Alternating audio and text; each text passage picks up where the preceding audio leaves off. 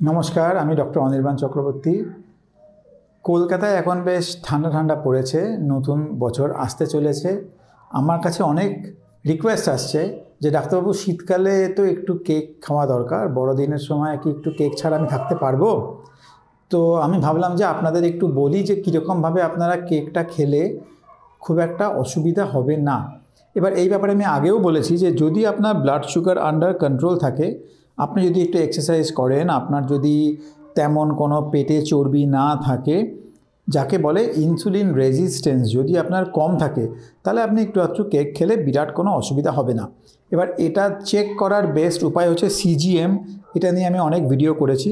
একটা যদি সিজিএম লাগিয়ে রাখেন, তাহলে আপনি কেক খেয়েও দেখবেন যে বিরাট ব্লাড সুগার স্পাইক হচ্ছে না, প্রোভাইডেড আপনার ইনসুলিন রেজিস্ট্যান্স নেই।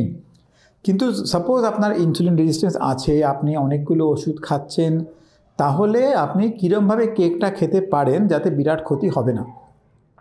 এবার কিটো কেক নামে এক রকমের কেক হয়। আপনি যদি ভাবেন যে আমি কেক দোকান থেকে কিনে খাবো, তাহলে জেনারেলি সব বেকারি আইটেমের মতোই এই কেক খেলেও সুগার প্রচণ্ড বেড়ে যাওয়ার সম্ভাবনা। কারণ এখানে প্রচুর পরিমাণে চিনি দেওয়া হয়, প্রচুর পরিমাণে ময়দা দেওয়া হয়, যেগুলো আপনার জন্য খুবই খারাপ যদি আপনার ডায়াবেটিস থাকে। আর এখানে প্রচুর পরিমাণে সাদা তেল ইউজ করা হয় বাটারের জায়গায়, সেটাও আপনি জানবেন যে আপনার জন্য অনেক ক্ষতিকর। বাটার ইন জেনারেল সাদা তেলের থেকে বেশি হেলদি।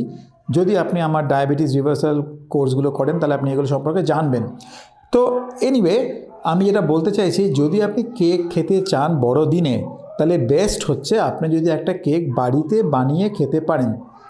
এবং বাড়িতে কেক বানানো কোনো বিরাট কঠিন ব্যাপার নয়। এই ব্যাপারে আমি শিওর আজকালকার দিনে সবারই বাড়িতে ওভেন, মাইক্রোওয়েভ, ওটিজি টাইপের কিছু না কিছু আছে। প্যানের ওপরে কেক বানানো যায়। যেটা মেনলি আপনাকে ভাবতে হবে যে কী কী ইনগ্রেডিয়েন্ট দেবেন। এবার কেকে জেনারেলি যে ইনগ্রেডিয়েন্টগুলো দেওয়া হয়, যে একটু ময়দা, চিনি, তেল, ইস্ট যদি দেন বা বেকিং পাউডার, এগুলোর মধ্যে ভালো জিনিস বলতে একমাত্র ডিম। তাহলে আপনাকে কি করতে হবে, যখন কেক বানাবেন তখন আপনাকে ময়দাটাকে রিপ্লেস করতে হবে কিছু একটা দিয়ে যেটাতে বেশি কার্বোহাইড্রেট নেই। এবার অ্যামন্ড ফ্লাওয়ার বলে একরকম ফ্লাওয়ার পাওয়া যায়, মানে ময়দা, বাট সেটা অ্যামন্ড বাটার থেকে আসে। এটা আমি শিওর নিউ মার্কেটে বা অনলাইন আপনি পেয়ে যাবেন। ওটা ইউজ করলে কেকের মতোই জিনিসটা খেতে হবে। তাহলে ময়দার পরিবর্তে অ্যামন্ড ফ্লাওয়ার দেবেন। চিনির পরিবর্তে যত পারবেন তত ডার্ক চকলেট, মানে 90% ডার্ক চকলেট হলে সেটা বেটার 70%-এর থেকে। তো তাতে কোকোর পরিমাণটা বেশি থাকে আর চিনির পরিমাণটা কম থাকে। তাহলে যত পারবেন বেশি কনসেন্ট্রেটেড ডার্ক চকলেট কিনবেন। তার সাথে ড্রাই ফ্রুটস দেবেন, বাদাম এবং অল্প স্বল্প খেজুর, ড্রাইড অ্যাপ্রিকট, কিশমিশ এগুলো দিতে পারেন। সেগুলো অল্প দেবেন, কারণ এগুলো থেকে আপনার মিষ্টিটা আসবে। তার সাথে আপনি ডিম যেরকম দেওয়ার দেবেন, বাটার যেরকম দেওয়ার দেবেন, এরমভাবে কেকটা বেক করবেন। এরমভাবে যদি কেকটা বেক করেন, তাহলে এতে কার্বোহাইড্রেট অলমোস্ট জিরো এবং আপনার সুগার বাড়ার চান্স অলমোস্ট জিরো। সুতরাং যদি বাড়িতে এরকম কেক বানিয়ে খেতে পারেন, দেখবেন বিরাট সুগার আপনার বাড়বে না। আর আমি বারে বারে বলছি, সিজিএমটা যদি পারেন তো লাগিয়ে নেবেন, দেখার জন্য যে এরকম টাইপের খাবার খেলে আপনার কীরকম সুগারটা ফ্লাকচুয়েট করছে। যদি সিজিএম না হয়, তাহলে অ্যাটলিস্ট কেক খাওয়ার পরে 2 ঘন্টা বাদে একবার ব্লাড সুগার টেস্ট করে দেখবেন যে কতটা পিপি বাড়লো, আর পরের দিন ফাস্টিং চেক করে দেখলেন কতটা বাড়লো।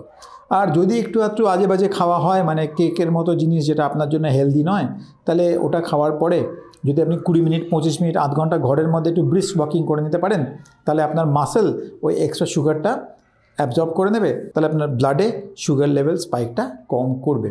আর কেক জাতীয় কোনো জিনিস খাওয়ার আগে যদি কোনো রকম স্যালাড টাইপের জিনিস খেতে পারেন যেটাতে ফাইবার বেশি আছে, তাহলে কেকের থেকেও সুগার স্পাইকটা কম হবে। তাহলে এই কয়েকটা জিনিস চেষ্টা করে দেখুন, তাহলে আপনি আশা করি অল্প করে বড়দিনের কেকটাও এনজয় করতে পারবেন, আর আপনার ব্লাড সুগারও বিরাট কিছু হেরফের হবে না।